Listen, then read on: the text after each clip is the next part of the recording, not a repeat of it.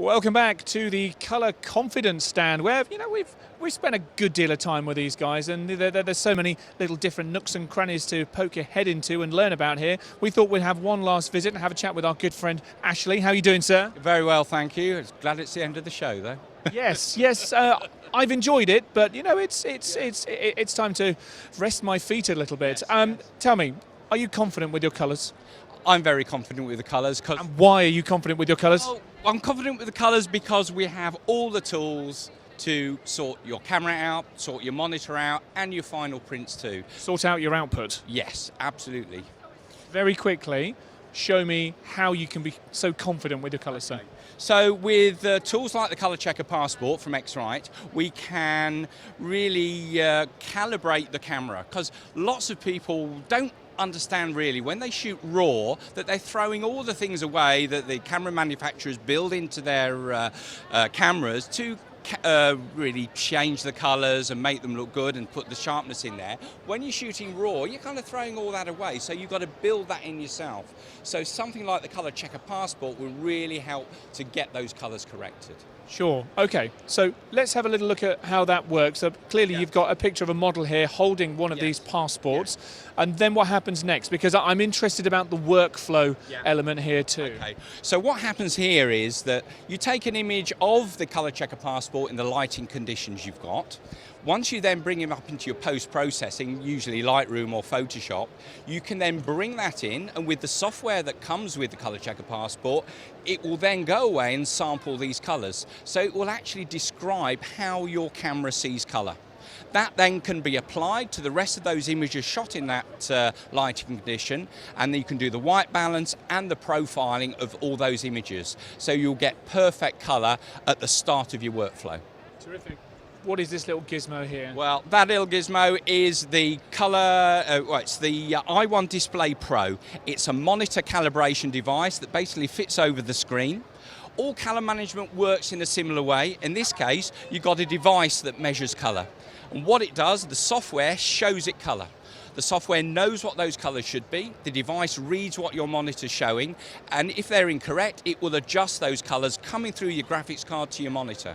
So you'll get accurate colour on screen no matter what monitor you're using. Sure. And then coming finally to the output stage here, how do you measure the quality of the colours that your printer is producing? Well, again, in exactly the same way as the monitor profiling, these images are printed out onto your printer, and then you measure those in exactly the same way. The software knows what they should be, the device measures what your printer's printed, and it will produce a profile you can then apply in Photoshop or Lightroom to then adjust those colours so your output is perfect.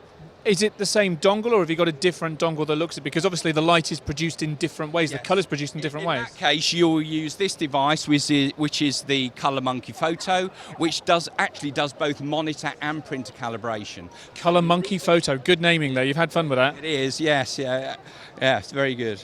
And so what it will do is measure those colours in, bring those into the software, create the profile, and you have, using all these tools, perfect input, viewing, and output profiling. Not only are you confident with your colour, but with all of these gizmos here, I'm confident in your colour as well. Okay. Ashley, thank you very much. Right, that's no problem. Right, follow me.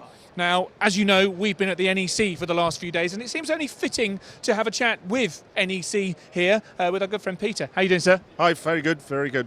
Fantastic. So NEC does great photography shows. It also does some cracking monitors as well. Talk me through what makes NEC monitors so good and so different maybe to some of the competition.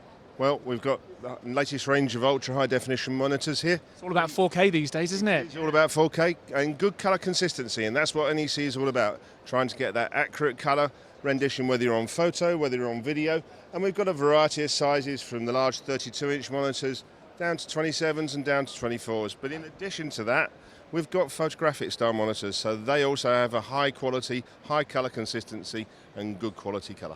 Talk to me about a 24-inch ultra high definition monitor. That's a pretty extreme pixel density, isn't it? It's a very extreme pixel density, but for someone with very limited space and someone for very limited room to be able to put their monitor in, it's a great way of getting into video, especially for the enthusiast market and for the semi-professional. Sure. I mean, I guess you're going to be looking quite close at that monitor even to see those individual pixels on the screen. It'd be unlikely you'd see the pixels, but it's more a case of reviewing the content and making sure you've got the capture content and the capture exposure absolutely accurate. But it's again more about the colour, consistency, shot to shot, grade to grade.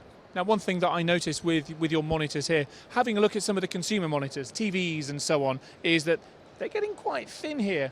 These, I mean, I'm guessing there's very good technical reasons why. These have still got a pleasing depth to them. Why is that? It's to draw the heat away from the front of the panel, to make sure that we've got good consistency and make sure there's no hot spotting on the screens. You occasionally get TVs that look absolutely fantastic, but there's no heat escape and they actually tend to degrade around the edge. So most of the colour critical monitors have fans to draw an airflow through to keep the monitor cool and keep performance high. Fantastic. Well, listen, Peter, thank you very much indeed for showing us your cracking monitors here. I tell you what, the colours on this, very, very crisp indeed. Thanks a lot. Hope you had a good show, by the way. Has it been a good one for you guys? It's been absolutely brilliant, and as you can hear by the voice, we're all ready for the end. I know how you feel. Peter, thank you very much indeed for your time. Thanks a lot, no problem. Thanks.